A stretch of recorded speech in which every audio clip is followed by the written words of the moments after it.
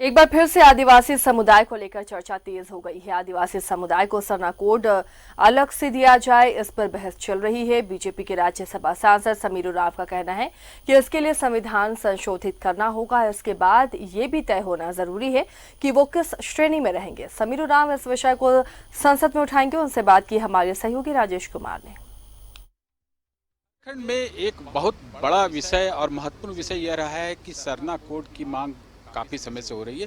पिछली रघुवर सरकार ने भी ये आश्वासन दिया था कि सेंसस में सरकार इस चीज़ के लिए अनुशंसा करेगी कि सरना कोड को शामिल किया जाए। समीर उरांव जी ये बताइए कि सरना कोड की मांग हो रही है, आपकी पिछली सरकार ने भी किया था, क्या कैसे होगा ये काम?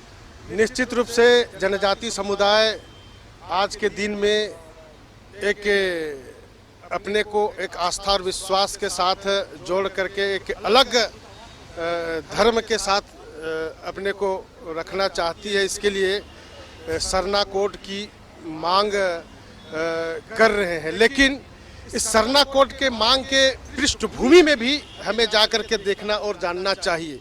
कोड मिलेगा तो वो आगे ठीक ढंग से होगा, लेकिन मैं बार बार लेकिन शब्द जोड़ता जा रहा हूँ कि यह जो है पहले संविधान में संशोधन होना आवश्यक है। जो है जनजातीय समाज उसी को कहा जाता है जो अपने जो प्राकृतिक जो नियम है, जो पद्धति है, उसकी आस्था और विश्वास को मानते आते हैं।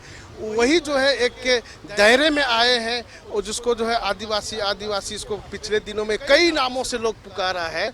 ईसाई मिशनरी हो जाने के बाद में वो अल्पसंख्यक में भी आते हैं और आदिवासी में भी आते हैं। पहले तो संविधान में यह जो है स्पष्ट करना होगा, इसके बाद से जो है उसको आगे बढ़ाना। इसलिए मेरा कहना है, मानना है कि पहले यह सब चीज़ होना चाहिए। अगर यह जो है अभी संविधान में संशोधन किए बगैर सरना कोड अगर दिया जाता है तो कहीं ना कहीं वो अल्पसंख्यक ये भी हो जाएंगे, हिंदू सनातन बाकी चीज़ें, कि ये जो आदि धर्म किसको कहते हैं, उसका कब से शुरू हुआ है, कहाँ से सृष्टि हुआ है, इसको लोग ठीक ढंग से अभी तक नहीं चिन्हित कर पाए हैं, मूल्यांकन कर। झारखंड के महामाना स्वर्गीय कार्तिक उरांव जी ने जनजाति हित के लिए एक स्वतंत्र विधेयक बिल लाए थे।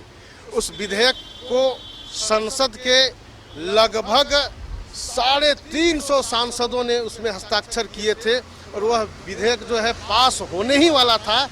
लेकिन यहाँ की ईसाई मिशनरियों के आला कमान जो पोप जैसे लोग हैं, वो लोग जो है यहाँ के उस समय तत्कालीन प्रधानमंत्री श्रीमती इंदिरा गांधी जी को वह फोन करके कहा जाता है कि आप क्या कर रहे हो, इसको जो है तुरंत जो है स्थगित करो। चलती जो सत्र था उसको डिजोल्व कर दिया गया, लोकसभा को भंग कर दिया गया और यह नहीं होने दिया गया। उन सारे बातों को पार्लियामेंट में हम लोग लाएंगे।